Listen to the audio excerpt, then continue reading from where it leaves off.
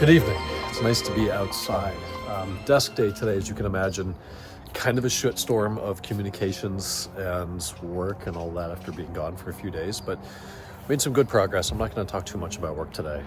Let's briefly touch on WWDC, Worldwide Developers Conference, which took place yesterday, Monday the 9th. So I was flying back from Boston, obviously. Somehow the plane internet was good enough to actually stream part of that conference. So I watched most of it. I won't lie, I kind of nodded off through some of the Apple Watch and tvOS. I just don't particularly care about that stuff. But Mac OS, iOS, we're getting a new visual concept called Liquid Glass. Looks good. I think it looks fine. It's just going to be the next iteration for the next 5 or 7 years of iOS and macOS platforms, I think. It looks an awful lot like Windows Aero, which came out with, I think, one of the best versions of Windows, and this is a hot take, Vista. We're talking 2006, I want to say Vista came out, and it was at least 10 years ahead of its time. Everyone hated it. No one had hardware anywhere near capable of running Windows Vista smoothly. I was fortunate enough to have the HP Compact NC8230 380 G2R, which had a Pentium M740 chip, I believe 1.86 gigahertz, level 2 2 MB cache. Wow, haven't talked about this stuff in forever. It's DDR2, 667 megahertz, 2 gigs of RAM. And that doesn't sound like much today, and it's not, but it ran Vista pretty well. I think most people were trying to run Vista on their design for Windows 2000 PCs. That sounds like a freaking rocket. So they had 256 megs of RAM, 900 megahertz, and Vista needed more than that. You needed really a dual core, but my solo core was able to handle it pretty well. So we've got this glass concept. Everything looks pretty. Obviously, it's better than Vista. I actually got a comment on my Windows Aero review circa 2008 or something on YouTube saying, wow, revisiting this after Apple releases the liquid glass thing. So that was kind of funny.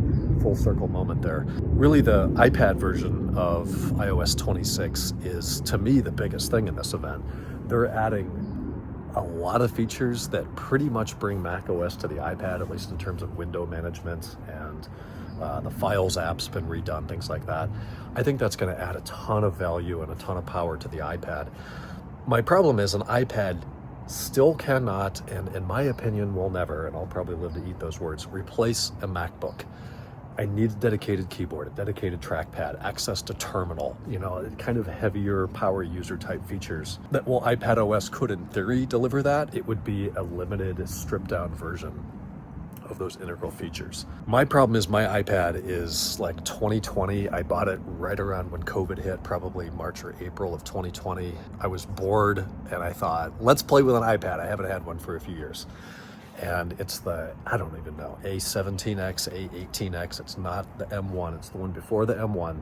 So it is slow. And I usually only turn that thing on weekends, but it takes 5 seconds just to get to the home screen. The animation of minimizing the home screen or minimizing the lock screen and getting to the home screen is obnoxiously slow.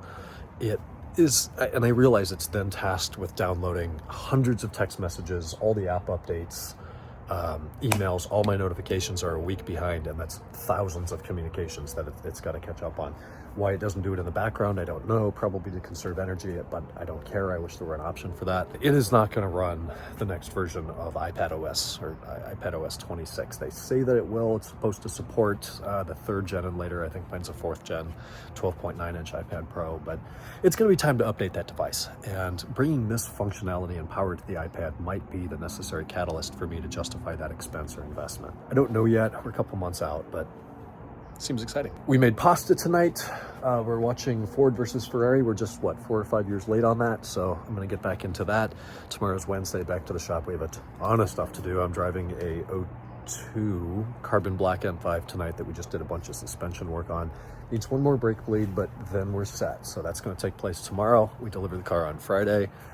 Black 540 M-Tech, we figured out the issue with the exhaust there, I think, so we'll be test driving that. 750 needs to be test driven. Just a lot of stuff, but we're about to deliver a ton of cars, so that's great news. I'm gonna go rest. I'm still feeling some of this East Coast jet lag. Talk to you guys tomorrow, hump day. Good night.